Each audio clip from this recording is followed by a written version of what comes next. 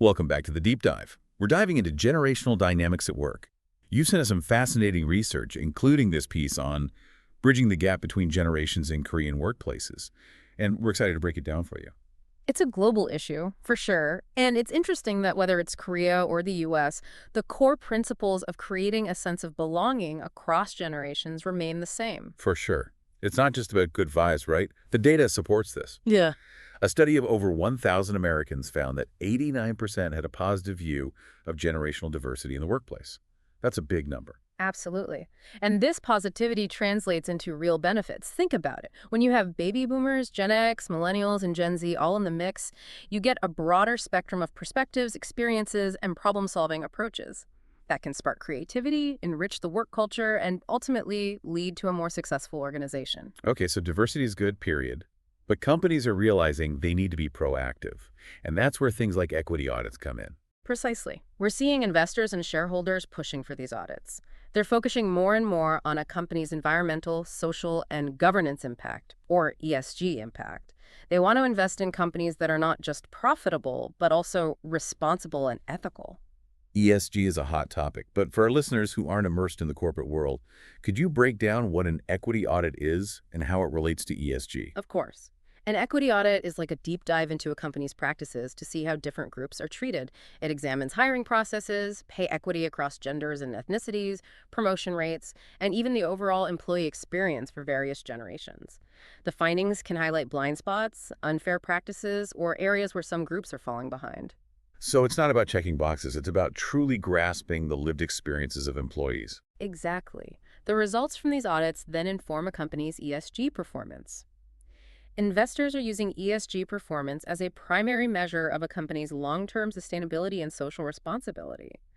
They're looking for companies that are not just talking the talk, but also walking the walk when it comes to diversity, equity, and inclusion in the workplace. It makes me think of all the news about companies facing backlash for toxic work environments or discriminatory practices. These situations often arise from not listening to employees in the first place, don't they? You're right. All too often, companies react instead of being proactive. They wait for a crisis before acting, which can be incredibly damaging to their reputation and their bottom line. Creating a culture where employees feel safe and empowered to speak up is crucial. How do companies actually achieve that? It's easy to say, we're open to feedback, but how do you genuinely create a space for employees to share openly? That's a great question, and there's no one-size-fits-all answer. But the research consistently emphasizes the importance of asking the right questions and truly listening to the responses. Speaking of the right questions, our research points to 5 key questions leaders can ask their employees to really understand their experiences. It goes beyond just asking, how are you doing? I'd love to hear them. Okay, first, what can the company do differently? And what are we doing well? It's straight to the point. Then there's, have we given you feedback before, and what changes have we seen come from that? This is crucial because it acknowledges past feedback and seeks accountability. It shows that the company is serious about taking action and not just gathering data. Exactly. Next, tell us more about equity, belonging, diversity, and inclusion at the organization. This opens up a broader conversation about the company culture. It encourages employees to share their observations and experiences, both positive and negative. Right. Then we have, if you could give someone in their first year on the team advice, what would it be? This question is so valuable because it reveals the reality of working at the company from an employee's perspective. It also offers insights into the onboarding process and what new hires need to succeed. Okay, and the final question is, what might tempt you to leave and what might keep you here? This one is powerful because it makes both the employee and the company think about retention and what truly matters. It goes beyond surface-level perks and digs into what makes a workplace fulfilling and engaging. Asking these questions is just the beginning, right? What comes next is critical. Absolutely. Companies need to be prepared to listen without judgment, analyze the feedback, and most importantly, act. And that action must be visible and communicated clearly to employees. Otherwise, they'll feel unheard, leading to disengagement and ultimately turnover. Losing employees, especially those with years of experience and institutional knowledge, can be incredibly costly, both financially and culturally. You're right. It's interesting because while there's so much emphasis on attracting and retaining millennials and Gen Z, companies often overlook the value of their older, more experienced employees, especially baby boomers and Gen X. It's like they're so focused on the next generation that they forget about the people who built the company. Exactly. These employees bring a wealth of knowledge, skills, and a different point of view. They've seen it all, weathered storms, and have a deep understanding of how the organization works. And let's not forget their buying power. True.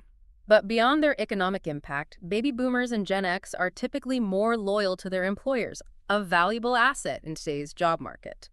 They also have strong problem-solving skills honed over years of experience, and they're often adept at navigating complex situations. So valuing older employees isn't just the right thing to do, it's a smart business move. Absolutely. And it's not about pitting generations against each other. It's about recognizing the strengths of each generation. When you bring those strengths together, you create a truly dynamic and successful workforce. We're talking about creating this work environment where everyone feels like their contributions are seen and valued. Absolutely. It's all about fostering a harmonious, equity-focused culture that benefits all generations and leads to greater peace, productivity too, and ultimately profitability. Talking about a harmonious environment, the research often highlights the impact of mentorship. We have a stat here.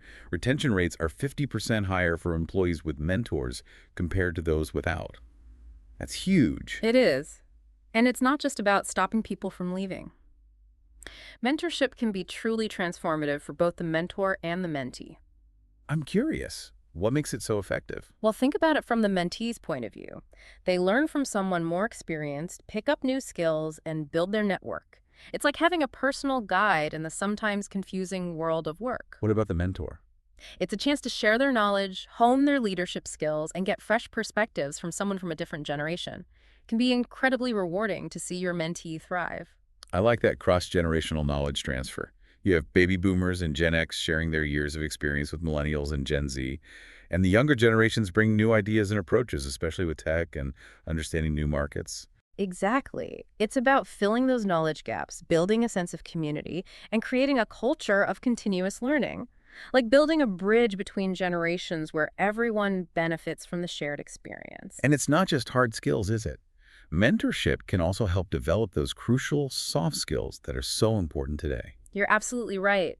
Think about communication, collaboration, conflict resolution, problem solving. These skills can make or break a team, and they're often best learned through interaction and observation. Like watching someone navigate challenges and build relationships firsthand. Exactly. And when you zoom out, you see that a sense of belonging, that feeling of being valued and respected, directly impacts employee productivity, loyalty, and even trustworthiness. It makes sense. When people feel they belong, they're more engaged, more motivated, and more likely to go the extra mile. They feel invested in the team and the company's success. Exactly. They're not just punching in and out. They're actively contributing because they're a valued part of something bigger. That sense of belonging ties back to employee voice and choice, which we talked about earlier. Right. Giving people a chance to share their thoughts and have some control over their work environment. Absolutely. When employees feel heard and empowered, they're more likely to be satisfied and committed. It's about recognizing them as individuals with valuable perspectives and needs, not just cogs in a machine. And speaking of needs, our research emphasizes work-life alignment. It's not just about hard work. It's about time for personal life, family, hobbies, all those things that make us well-rounded. So true. For too long, there's been this pressure to put work above everything else, but that's not sustainable. People need to recharge, pursue their passions, and connect with loved ones. When they have that balance, they're more productive and engaged at work. It's like that saying, work to live, don't live to work. Maybe a better version is work and live in a fulfilling way. I like that. It highlights that work and life shouldn't be at odds. Finding a rhythm that works for you and allows you to thrive in all aspects of life is key. We've covered so much, from equity audits to mentorship to work-life balance. What are the most important takeaways for our listeners? I think one of the key takeaways is that generational diversity is a strength, not a weakness. Embracing the different perspectives, experiences, and skills that each generation brings can lead to a more creative, innovative, and vibrant workplace. And to leverage that strength, companies need to actively listen to their employees, create safe spaces for feedback, and be willing to act on what they hear. It's not enough to just go through the motions. There needs to be a genuine commitment to a more equitable and inclusive work environment. Absolutely. And don't forget about mentorship.